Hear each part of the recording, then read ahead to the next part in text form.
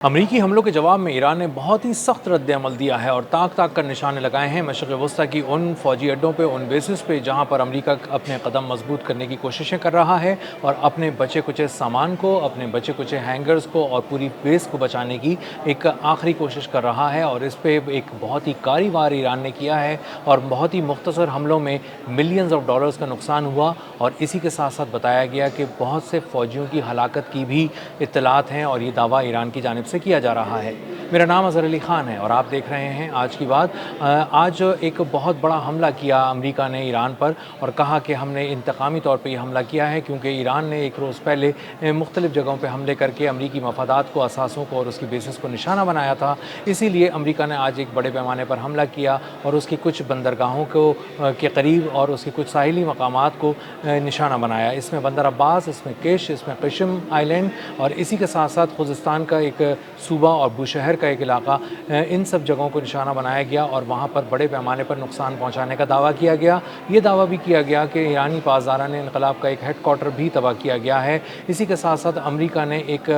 Missile attack के ज़रिए जब हमला किया क़िश्म आइलैंड पे, तो वहाँ पर एक ऐसे घर को भी निशाना बनाया जो रेजिडेंशियल घर था, रिहायशी घर था। वहाँ एक फैमिली रह रही थी और इस हमले के नतीजे में एक 2 साल का बच्चा अपने माँ बाप समेत शहीद हो गया और बाकी बच्चे ज़ख्मी हो गए, कुछ मलबे से निकाले गए और उनको अस्पताल मुंतकिल किया गया और उनकी ज़िंदगी बचाने की कोशिशें अब भी जारी हैं। और इसीलिए ईरान ने बहुत सख्त स्टेटमेंट जारी किया और कहा कि हम कुछ देर के बाद अमेरिका की कुछ जगहों को निशाना बनाएंगे और हम इस हमले को खाली नहीं जाने देंगे। इसका बहुत ही मौसर और मुँह तोड़ जवाब दिया जाएगा। और इसके बाद ईरान ने इंतखाब किया सबसे पहले उर्दून की एयरबेस पे और वहाँ पर मुवाफ़िक़ सल्ती एयरबेस पे एक बहुत बड़ा अटैक किया गया। इसमें 2 किस्म के मिसाइल यूज़ किए गए, बैलिस्टिक मिसाइल, एक का नाम है हाज कासिम और इसी के साथ साथ खैबर शिकन मिसाइलों का भी इस्तेमाल किया गया और इनका कॉम्बिनेशन बनाया गया शाहिद 136 ड्रोन्स के साथ। और जब एक बहुत बड़े झुंड की सूरत में ये तमाम ड्रोन्स वहाँ पर हमलावर हुए तो हर तरफ तबाही फैल गई। जो डिफेंस सिस्टम थे अमेरिका के वो ओवरवेल्म हो गए। कुछ ने निशाना बनाने की कोशिश की और कुछ को कामयाबी से निशाना भी बना लिया, लेकिन ज़्यादातर पेनिट्रेट कर गए और उन्होंने बड़े पैमाने पर तबाही फैलाई। और इन्हीं ड्रोन्स के पीछे आ रहे थे हाज कासिम मिसाइल और खैबर शिकन बैलिस्टिक मिसाइल और उन्होंने एक के बाद एक वहाँ पर आने के बाद उसके पूरे बराज ने एक बहुत बड़े पैमाने पर तबाही मचाई और जो तबाही की तफसील बाद में सामने आई वो इंतहाई गैर मामूली नौइयत की है। अमेरिका के 6 F-35 तैयारे जो स्टेल्थ टेक्नोलॉजी के हामिल तैयारे हैं, जदीद तरीन तैयारे हैं और तकरीबन $120 मिलियन का एक तैयारा है, एक वॉर मशीन है, उसको 6 की तादाद में तबाह कर दिया गया। 3 को मुकम्मल तबाह करने का बताया गया और बताया गया कि 3 को इतना ज़्यादा नुकसान पहुँचा है कि वो अब किसी काबिल नहीं रहे, इसलिए उनको 6 ही गिना जाना चाहिए। तो $120 मिलियन के हिसाब से इस तरह के 6 तैयारे मुकम्मल तौर पर तबाह कर दिए गए। इसी के साथ साथ मुख्तलिफ ऐसे हैंगर्स को निशाना बनाया गया जहाँ पे तैयारों की मेंटेनेंस का काम होता है और वहाँ पर तैयारे मुमकिन तौर पर मौजूद थे और वहाँ पर तैयारों के साथ साथ जो मेंटेनेंस का स्टाफ है, जो टेक्नीशियंस हैं, जो इंजीनियर्स हैं, उनको भी निशाना बनाया गया और उनकी हलाकत की इत्तलात सामने आ रही हैं। ईरान की जानिब से ये दावा भी किया जा रहा है कि वहाँ पर फ़ौजी अफसरान की रिहाइश गाहों को भी निशाना बनाया गया और इन रिहाइश गाहों को निशाना बनाने से अमरीकी फ़ौजी अफसरान की भी अमवात हुई हैं। उर्दून की मुवाफ़िक़ सल्ती एयरबेस पर हमले के कुछ देर के बाद ईरान ने एक और बहुत बड़ा हमला किया और इस बार उसने इंतखाब किया कुवैत का और कुवैत में अमरीकी फ़ौजी अड्डों पर एक बारूद की बारिश की गई ईरान की जानिब से और वहाँ पर बैलिस्टिक मिसाइल और ड्रोन्स अटैक किए गए और इस बार उन्होंने निशाना बनाया फ्यूल के डिपोज़ को, ईंधन के ज़खायर को और ख़ास तौर पर उस ईंधन के ज़खायर को जो दरअसल तैयारों में, लड़ाका तैयारों में इस्तेमाल होता है और उनके हेलीकॉप्टर्स में इस्तेमाल होता है। इसी तरह ड्रोन्स का एक बहुत बड़ा शेड था, एक बहुत बड़ा हैंगर था, उसको भी निशाना बनाकर तबाह किया गया। मुमकिन तौर पर उसमें ड्रोन्स मौजूद थे और चूँकि अली सालिम एयरबेस इस वक्त मशहूर है MQ-9 रीपर ड्रोन्स के हवाले से कि वहाँ पर ये बड़ी तादाद में मौजूद होते हैं, पार्क किए जाते हैं और वहीं से उड़ाए जाते हैं, इसलिए मुमकिन तौर पर ये 30 से $45 मिलियन का एक MQ-9 रीपर ड्रोन, इस तरह के ड्रोन हैंगर्स को अगर निशाना बनाया गया तो नहीं बताया गया कि कितनी बड़ी तादाद में MQ-9 रीपर ड्रोन्स तबाह हुए हैं। लेकिन पिछले कुछ अरसे के दौरान जब मुख्तलिफ़ जगहों पे हमले किए गए हैं, मुख्तलिफ़ एयर बेसिस पे ईरान ने हमले किए हैं, तो बहुत बड़ी तादाद में MQ-9 रीपर ड्रोन्स को निशाना बनाकर तबाह किया गया है। कम से कम 10 MQ-9 रीपर ड्रोन्स पिछले कुछ हमलों में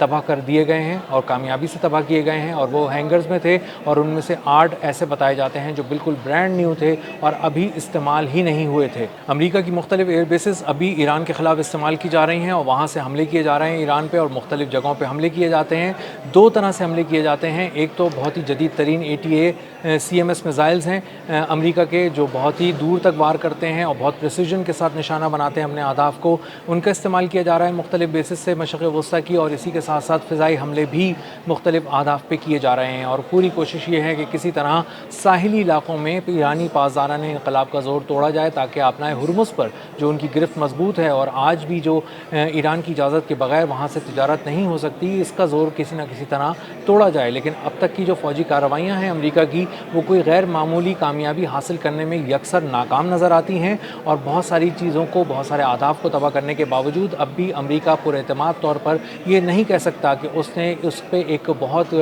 बड़ा वार किया है ईरान पे, और ऐसा वार किया है जिससे उसकी आबनाए हुर्मुज़ पे गिरफ्त अगर ख़त्म नहीं भी हुई है तो कमज़ोर ज़रूर हुई है, ढीली ज़रूर हुई है, लेकिन ऐसा नहीं हुआ अब तक। और ईरान हर रोज़ ये बताता है, बहुत सारे जहाज़ों को यू टर्न लेने पे मजबूर करके, बहुत सारे जहाज़ों को निशाना बना के, कुछ पे वार्निंग शॉट्स फायर करके, कि आज भी ईरान की आबनाए हुर्मुज़ पे गिरफ्त मजबूत है और वहाँ से गुजरा नहीं जा सकता। आज भी अगर खलीज फ़ारस और खलीज ओमान से गुजरना है किसी को तिजारत की गर्ज से, तो उन जहाज़ों को ईरान से परमिशन लेनी पड़ेगी। तो अब बहुत सी एयर बेसिस से चूँकि ईरान पर हमले हो रहे हैं, इसलिए ईरान ने मुख्तलिफ़ एयर बेसिस को निशाने पर रखा हुआ है। मुवाफ़िक़ सल्ती एयर बेस अमेरिका की एक इंतहाई अहम तरीन एयर बेस है, जो जॉर्डन में वाक़ है, उर्दून में वाक़ है और बहुत बड़ी है। और इसका अंदाज़ा आप इससे लगाएं कि इसके मुख्तलिफ़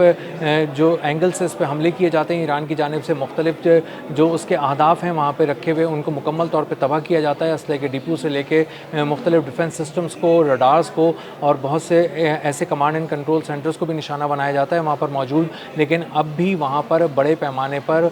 अमरीकी तनसीबात मौजूद हैं, और वहाँ से अब भी बहुत से ऑपरेशंस अमेरिका कर रहा है, और इसीलिए आज वहाँ पर हमला करके F-35 जैसे कीमती महंगे तरीन अमरीकी तैयारे को, जदीद तरीन तैयारे को वहाँ पर निशाना बनाया गया। F-35 तैयारे अमेरिका के लिए इसलिए भी बहुत ज़्यादा अहम है क्योंकि यहाँ पर इस वॉर थिएटर के अंदर अमेरिका अपने B-1B बम्बार तैयारों को लेकर आया है, और इनके साथ जो कॉम्बिनेशन F-35 का बन रहा है वो बहुत ही लीथल है, और इस तरह के जो हमले करना चाह रहे हैं वो ईरान पे, उसमें इसकी बहुत ज़्यादा अहमियत है। तो इस वक्त तबाह हो जाना किसी एक भी F-35 तैयारे का, वो बहुत ही अहमियत का हामिल है और एक बहुत बड़ी ख़बर है जो इस वॉर थिएटर से आ रही है। और उसको 6 की तादाद में किसी एक ही जगह पर हमला करके तबाह कर देना, ये ना सिर्फ ये बता रहा है कि उसके कीमती तरीन तैयारे तबाह हो गए, बल्कि उसके एयर डिफेंसेस यकसर नाकाम हैं। और वो जो बात आ रही है कि ईरान के हमले क्यों नहीं रोके जा रहे, तो उसकी एक बहुत बड़ी वजह ये भी है कि इंटरसेप्टर्स बहुत हद तक ख़त्म हो चुके हैं, और पिक एंड चूज़ कर रहे हैं अमरीकी हुक्काम के किस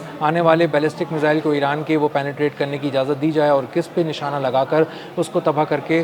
उसको रोका जा सके। लेकिन बहुत सारे मिसाइल्स को इजाज़त दी जा रही है क्योंकि इंटरसेप्टर्स ही नहीं हैं अमेरिका के पास, और ये स्टोरी अमरीकी अखबार इसको कवर कर रहा है और बता रहा है कि इसीलिए बड़े पैमाने पर अमरीकी एयर बेसिस पे पिछले कुछ दिनों के अंदर तबाही देखी गई है। और इस तबाही का जो एक मैग्नीट्यूड है, उसका अंदाज़ा, उसकी वसअत का अंदाज़ा आप इससे लगा सकते हैं कि पिछले कुछ दिनों के दौरान तकरीबन 8 जुलाई से लेकर 22 जुलाई तक जो बहुत बड़े पैमाने पर ईरान की जानिब से मशरिक़ वस्ता की मुख्तलिफ एयर बेसिस पर हमले किए गए, उसमें जो अमेरिका को मजमूई तौर पर नुकसान पहुँचाया गया है वो तकरीबन 21 अरब डॉलर का है। और ये गैर मामूली नुकसान इसलिए पहुँचाया गया है कि बहुत सारे रडार्स और एयर डिफेंस सिस्टम ईरान के हमलों को, बैलिस्टिक मिसाइल्स को और अर्श ड्रोन को ख़ास तौर पर जो कॉम्बिनेशन बना के ईरान भेज रहा था, उसको रोकने में यकसर नाकाम हुए, और आसमान से फेंका हुआ तमाम बारूद ज़मीन पर आकर गिरा, पेनिट्रेट कर गया और हर तरफ उसने तबाही मचा दी। तो आने वाले दिनों में अंदाज़ा ये हो रहा है कि अमेरिका भी हमले करेगा ईरान पर, और वो उसका बदला लेगा, और उसके जवाब में ईरान ईंट का जवाब पत्थर से देगा, दुगनी शिद्दत से हमले करेगा। और मशरिक़ वस्ता की जिस एयर बेस से अमेरिका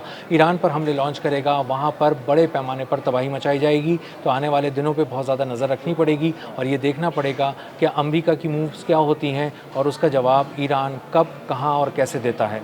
अब तक के लिए इतना ही। मिलते हैं अगले व्लॉग में किसी नई खबर, नए तज्ज़िये और नए ज़ाविये के साथ। अल्लाह हाफ़िज़।